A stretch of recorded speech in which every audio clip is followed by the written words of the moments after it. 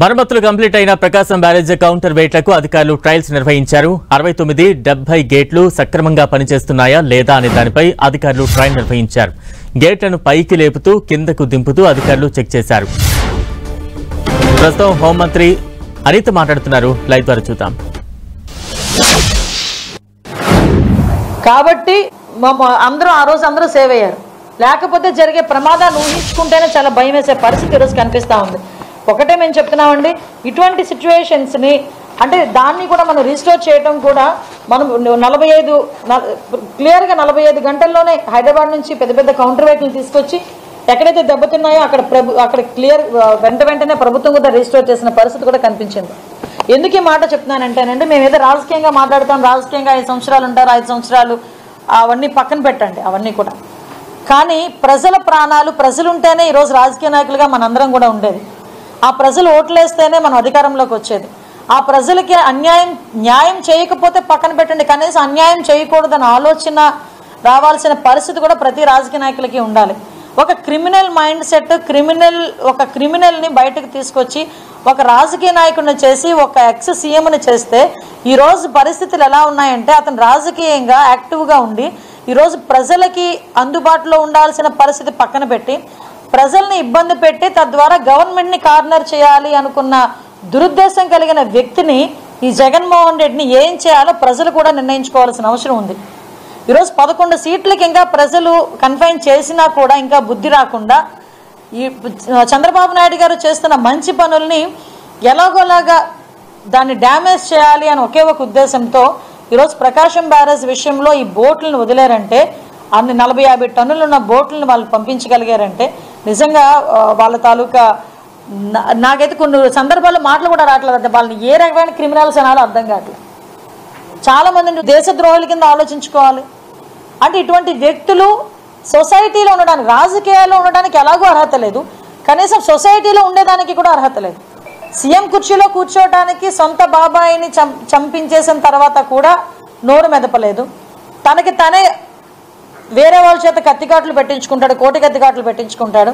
మళ్ళా సీఎం కుర్చీలో కూర్చోడానికి గులకరాయ ఆశాలు వేసాడు. అన్ని వేసినా కూడా ఇంకా ఏమి అతను వర్కౌట్ అవ్వకపోయేసరికి ఈరోజు వచ్చిన ఫ్లడ్ సిచ్యువేషన్ని కూడా కనీసం మానవతా కోణంలో ఆలోచన చేసుకోకుండా, కనీసం అతని తరపున ఒక పులిహోర పొట్లం కూడా తీసుకొచ్చి ఎవరికి కూడా పెట్టే పరిస్థితి లేకుండా మళ్ళా తిరిగి ఆ ప్రజలందరినీ ఇబ్బంది పెట్టే పరిస్థితికి తీసుకొచ్చాడంటే, ఇబ్బంది పెట్టాలని చూశారంటే నిజంగా ఒకటి మాత్రం క్లియర్ అండి, ఎట్టి పరిస్థితుల్లోని ఇలాంటి వాళ్ళ మీద చర్యలు చాలా గట్టి చర్యలు ఉంటాయి. ఎట్టి పరిస్థితులను వదిలే ప్రసక్తి లేదు. ఆ పోలీస్ డిపార్ట్మెంట్ దీన్ని క్షుణ్ణంగా కూడా ఎంక్వైరీ చేస్తున్నారు. ఎక్కడైనా ఏ లీడ్ దొరికినా కూడా ఎట్టి పరిస్థితులని ప్రజలకు ఇబ్బంది పెట్టే పరిస్థితి వచ్చినా ఏ ఒక్కరిని కూడా విడిచిపెట్టే ప్రసక్తి లేదని చెప్పి తెలియజేసుకుంటూ, ఇటువంటి ఆలోచన తీరున్న జగన్మోహన్ రెడ్డి అసలు సొసైటీలో ఉండే అర్హత ఉందా? మళ్ళీ చెప్తున్నా, ఈరోజు అంటే మొత్తం ఎంటైర్ 10 days 11 days ఎపిసోడ్లో నాకు తెలిసి ఒక 20 minutes ప్రజల్లో ఉన్నాడు. సీఎంగా ఉండేటప్పుడు ఏరియల్ సర్వే చేశాడు. 11 సీట్లు వచ్చిన తర్వాత ప్రతిపక్ష నాయకుడిగా, హోదా కూడా కాదు, ప్రతిపక్ష పార్టీకి నాయకుడిగా ఉన్నాడు కాబట్టి కనీసం బురదలో తిరిగి 10 నిమిషాలు తిరిగాడు. బయటకు వచ్చి బురద జల్లే ప్రయత్నం చేస్తున్నారు. ఈ రోజుకి బయటకు వస్తే ప్రజలు ఎన్ని రకాల సహాయక చర్యలు, ఈరోజు మీకు విషయం చెప్పాలండి, అక్కడ ఒక పక్క నుంచి సహాయక చర్యలు జరుగుతూనే ఉన్నాయి. మళ్ళీ ఈ ఉత్తరాంధ్రలోని ఫ్లడ్ సిచ్యువేషన్ ఏదైనా ప్రాబ్లం అవుతుందేమోనని ఇమీడియట్గా నిన్న నన్ను గౌరవ సీఎం గారు ఇక్కడికి పంపించారు. ఇక్కడికి పంపించి ఫ్లడ్ సిచ్యువేషన్ అది కొంచెం మానిటర్ చేసుకొని అలర్ట్ చేయండి అని చెప్పి నన్ను ఇక్కడికి పంపించడం జరిగింది. అదేవిధంగా ఏలూరుకి, మనకి కాకినాడకి పవన్ కళ్యాణ్ గారు అక్కడికి వెళ్ళి కూర్చున్నారు. అంటే ఎక్కడా కూడా ఎటువంటి ఇబ్బంది కలగకుండా, హ్యూమన్ లాస్ అవ్వకుండా చూసుకునేదానికి గవర్నమెంట్ అన్ని చర్యలు తీసుకుంటూ ఉంటే ప్రతిపక్ష పార్టీ నాయకుడిగా ఉన్న అతనైనా కనీసం సహాయం చేయకపోగా ఇలాంటి డిజాస్టర్స్ క్రియేట్ చేయడానికి చూస్తున్నారంటే ఒకసారి ప్రజలు కూడా దీని మీద ఆలోచన చేసుకోవాలి. గవర్నమెంట్ కూడా ఫర్మ్గా ఉంది, డెఫినెట్గా వాళ్ళందరి మీద కూడా చర్యలు తీసుకుంటాం. వీళ్ళకి అదే సగం వాళ్ళు చంద్రబాబు నాయుడు గారు కట్టారు. తర్వాత శాంక్షన్ అయిన తర్వాత, చంద్రబాబు నాయుడు గారి టైంలో శాంక్షన్ అయిన తర్వాత అది మిగతాది వాళ్ళు పూర్తి చేశారు. అదే నేనేమంటానంటే, కట్టవు కాబట్టి డ్యామేజ్ని కూల్ చేయాలా? నేనేమంటే చిన్నది కట్టడం చూపించి పెద్ద డ్యామేజ్ని కూల్ చేయాలని రెడీ చేసేసారు. దాని గురించి ఎందుకు మాట్లాడట్లేదు? మేము అడుగుతున్న ఆ 3 బోట్ల పరిస్థితి ఏంటి? ఆ వైఎస్ఆర్సీపీ రంగులు ఎందుకున్నాయి? ఆ ఓనర్స్కి వైఎస్ఆర్సీపీకి ఉన్న లింకులు ఏంటి? దాని గురించి ఎందుకు ఏ ఒక్క నాయకుడు బయటకు వచ్చి మాట్లాడట్లా? జగన్మోహన్ రెడ్డి అయినా ఇంత పెద్ద డిజాస్టర్ జరుగుతున్నప్పుడు బయటకు వచ్చి మాట్లాడాలి కదా, ఎందుకు మాట్లాడట్లా? దాని గురించి మాట్లాడమనండి.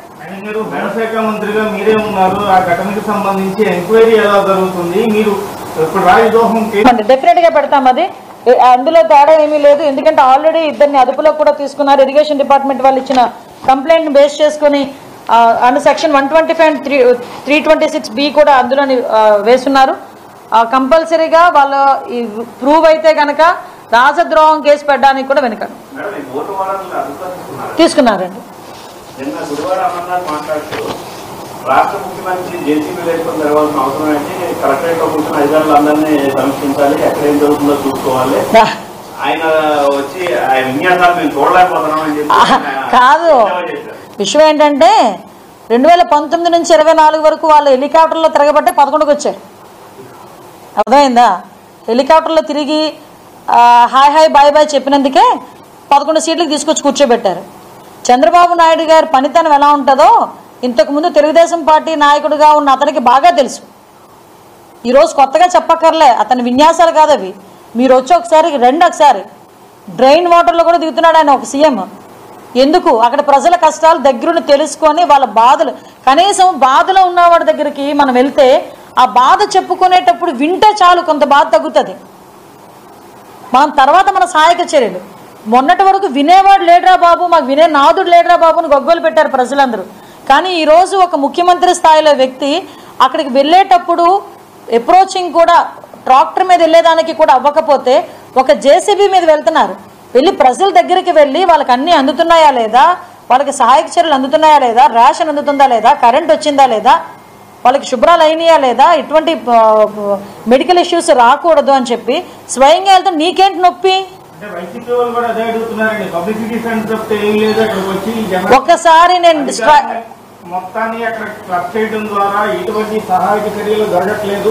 ఏంటంటే ప్రతిపక్ష పార్టీకి కనీస అవగాహన ఉండదు. వాళ్ళకి ఫ్లడ్ మేనేజ్మెంట్ కానీ, సైక్లోన్ మేనేజ్మెంట్ కానీ, కనీసం డిజాస్టర్ మేనేజ్మెంట్ ఎలా చేయాలో కూడా వాళ్ళకి తెలియదు. కాబట్టి ఇలాంటి కబుర్లు ఆడతారు. చంద్రబాబు నాయుడు గారికి ఇది కొత్త కాదు. అప్పుడు హుద్హుద్ చేశారు, మీరందరూ సాక్ష్యం. దానికి హుద్హుద్ టైంలో చంద్రబాబు నాయుడు గారు అలా చేశారు, మీరందరూ సాక్ష్యం. మీరందరే కాకుండా విశాఖపట్నం ప్రజలు 2019 టైంలో కూడా ఇక్కడున్న 4 సీట్లను గెలిపించారంటే ఆ రోజు చంద్రబాబు నాయుడు గారి మీద ఉన్న నమ్మకం. మీకు ఇంకో విషయం చెప్పనండి, మురిగేవి ఎలాగో మురుగుతూనే ఉంటాయి, మేము వాటి గురించి ఆలోచించట్లే. కానీ విజయవాడకి అటువంటి ప్రాబ్లం రావటం అనేది దురదృష్టం. అటువంటి ప్రాబ్లం వచ్చినప్పుడు సీఎంగా చంద్రబాబు నాయుడు గారు ఉండటం అనేది అదృష్టం అని చెప్పి విజయవాడ ప్రజలే భావించే పరిస్థితి. ఈరోజు బయటికి రండి, రేషన్ దగ్గర నుంచి డ్రై రేషన్ దగ్గర నుంచి డ్రై ఫుడ్, మామూలు ఫుడ్, ప్రతి ఒక్కరికి కూడా ఇంకా మాకు ఫుడ్ అవసరం లేదు బాబోయ్ అనేటంత వరకు కూడా ఫుడ్ ఇచ్చినాం. నేనే ప్రత్యక్ష సాక్షినండి. అఫ్కోర్స్ నేను ఒక హోమ్ మినిస్టర్గా, ఒక డిజాస్టర్ మేనేజ్మెంట్ మినిస్టర్గా నేను మాట్లాడడం కాదు. వాళ్ళు కావాలని వాళ్ళ బ్లూ మీడియా చేత కావాలని ఒక రకమైన రాద్ధాంతం క్రియేట్ చేస్తున్నారు. కానీ మీరు ఎవ్వరు వచ్చినా నేను ఓపెన్గా కొన్ని వార్డులు, మీరు ఏ వార్డు సెలెక్ట్ చేయండి ఆ వార్డుకి నేను తీసుకెళ్తాను. స్వచ్ఛందంగా గవర్నమెంటే కాదండి, స్వచ్ఛందంగా చాలామంది బయటకు వచ్చి విరాళాలు ఇస్తున్నారు. నేను చూశాను. ఒక చిన్న పిల్లడు డిబ్బీ పట్టుకొని వచ్చాడు, వాడు కిడ్నీ బ్యాంక్ తీసుకొని వచ్చాడు. ఇది నేను దాచుకున్న డబ్బులు సీఎం గారు, ఇవి వరద సహాయానికి నేను ఇస్తున్నాను అని. ఆ బుద్ధి కూడా, ఆ కామన్ సెన్స్, ఆ మినిమం హ్యూమన్ యాంగిల్ కూడా లేకపోతే, హ్యుమానిటీ యాంగిల్ కూడా లేకపోతే జగన్మోహన్ రెడ్డికి ఎందుకండి వీళ్ళు? మళ్ళా పైగా చేసేదానికి విన్యాసాలని చెప్పి మాట్లాడడం. చంద్రబాబు నాయుడు గారు వెళ్తారు, చంద్రబాబు నాయుడు గారు విజిట్ చేస్తారనే భయంతోని, వాళ్ళకున్న రెస్పాన్సిబిలిటీతోని కూడా అక్కడున్న అధికారులు ఇమీడియట్గా రెస్పాండ్ అవుతున్నారు. ఒక్కసారి కొన్ని వేల ఇల్లులు శుభ్రం జరిగినాయి, కొన్ని లక్షల మందికి ఫుడ్ అందింది, కొన్ని లక్షల మంది ఈరోజు కనీసం బట్టలు లేకపోతే ఆ బట్టలు కూడా తిరిగి ఇచ్చే పరిస్థితి ఈరోజు కనిపిస్తూ ఉంది. ఏ ముఖ్యమంత్రి అండి ఇళ్లలో ఉన్న బురదను కూడా శుభ్రం చేయించిన ముఖ్యమంత్రి? ఒక్కరిని చెప్పండి. ఎందుకు నేను ఓపెన్ చేయాలి? ఒక్కరిని చూపించమని, ఒక్క ముఖ్యమంత్రిని చూపించమనండి. రోడ్లు శుభ్రం చేయించిన ముఖ్యమంత్రిని చూపించమనండి. ఫ్లడ్ ఏరియాస్లో